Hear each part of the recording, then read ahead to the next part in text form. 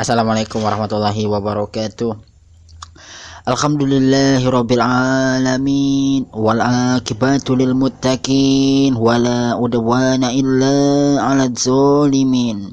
Wassalatu wassalamu ala asrofil anbiya'i wa imamil mursalin wa ala alihi wa sahbihi ajma'in. Amma ba'du. Para jamaah majelis taklim yang dirahmati Allah Subhanahu wa taala. Iman ialah kepercayaan yang teguh yang disertai dengan ketundukan dan penyerahan jiwa. Tanda-tanda adanya iman ialah mengerjakan apa yang dikehendaki oleh iman itu. Di dalam agama Islam, beriman kepada Tuhan Yang Maha Esa merupakan rukun iman yang pertama. Iman kepada Allah Subhanahu wa taala yakni percaya kepada Allah Subhanahu wa taala karena Allah itu wajib ada dan Maha Esa. Adapun tanda wajib adanya Allah yaitu adanya alam semesta ini. Keimanan ini dijelaskan dalam pembukaan Al-Qur'an yaitu surah Al-Fatihah. Surah Al-Fatihah yang diturunkan di Makkah dan terdiri dari 7 ayat. Merupakan surat yang pertama-tama diturunkan dengan lengkap di antara surat-surat yang ada dalam Al-Quran dan termasuk golongan surah Makkiyah. Surat ini disebut Al-Fatihah karena dengan surat inilah dibuka dan dimulainya Al-Quran. Dinamakan Ummul Quran, yaitu induk Al-Quran, atau Ummul Kitab, yaitu induk Alkitab, karena dia merupakan induk bagi semua isi Al-Quran serta menjadi intisari dari kandungan Al-Quran, dan karena itu diwajibkan membacanya pada tiap-tiap sembahyang. Surah Al-Fatihah juga dinamakan pula dengan Asy-Syabbul Masyani, yang artinya 7 yang berulang-ulang, karena berjumlah 7 ayat dan dibaca berulang-ulang dalam sembahyang. Adapun beriman kepada Tuhan Yang Maha Esa terdapat dalam ayat kedua yang berbunyi Alhamdulillahirabbil alamin, yang artinya segala puji bagi Allah Tuhan semesta alam. Dalam ayat di atas dinyatakan dengan tegas bahwa segala puji dan ucapan syukur atas sesuatu nikmat itu bagi Allah, karena Allah adalah pencipta dari sumber segala nikmat yang terdapat dalam alam semesta ini. Di antara nikmat itu ialah nikmat menciptakan, nikmat mendidik dan menumbuhkan. Sebab kata Rabb dalam kalimat Rabbul Alamin tidak hanya berarti Tuhan dan penguasa, tetapi juga mengandung arti tarbiyah, yaitu mendidik dan menumbuhkan.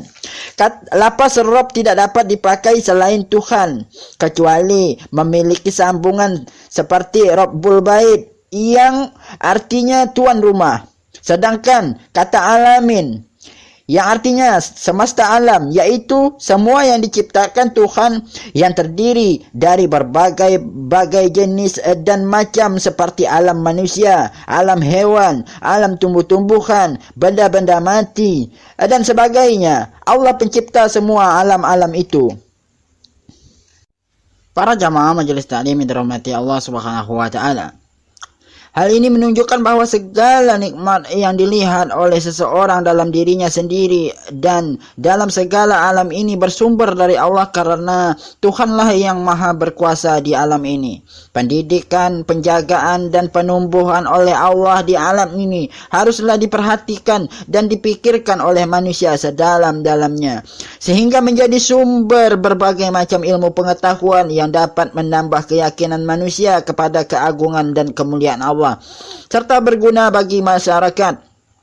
Oleh karena itu, keimanan atau ketauhidan itu merupakan masalah pokok.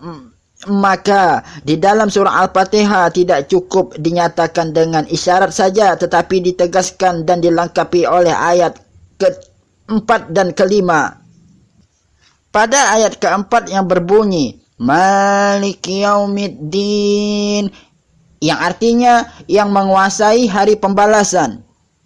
Kata Yaumiddin yang memiliki arti yang menguasai juga disebut dengan Yaumul Qiyamah, Yaumul Hisab, Yaumul Zaza dan sebagainya, yang bermakna hari yang di waktu itu masing-masing manusia menerima pembalasan amalannya yang baik maupun yang buruk.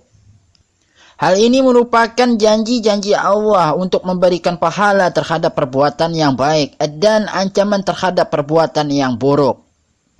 Kemudian pada ayat kelima yang berbunyi, Iyyaka na'budu wa iyyaka nasta'in, yang artinya hanya Engkaulah yang kami sembah dan hanya kepada Engkaulah kami memohon pertolongan. Kata na'budu diambil dari kata ibadat, yang memiliki arti kepatuhan dan ketundukan yang ditimbulkan oleh perasaan tentang kebesaran Allah sebagai Tuhan yang disembah, karena keyakinan bahwa Allah mempunyai kekuasaan yang mutlak terhadapnya.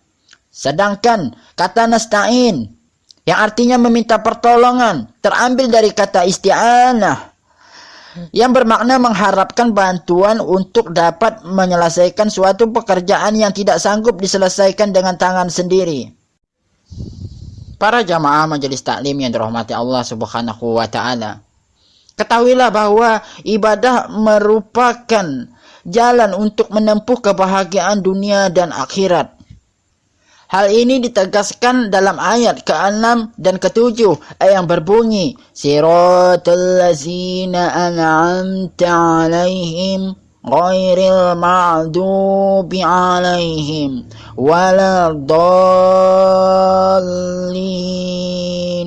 yang artinya yaitu jalan orang-orang yang telah Engkau anugerahkan nikmat kepada mereka, bukan jalan mereka yang dimurkai dan bukan pula jalan mereka yang sesat.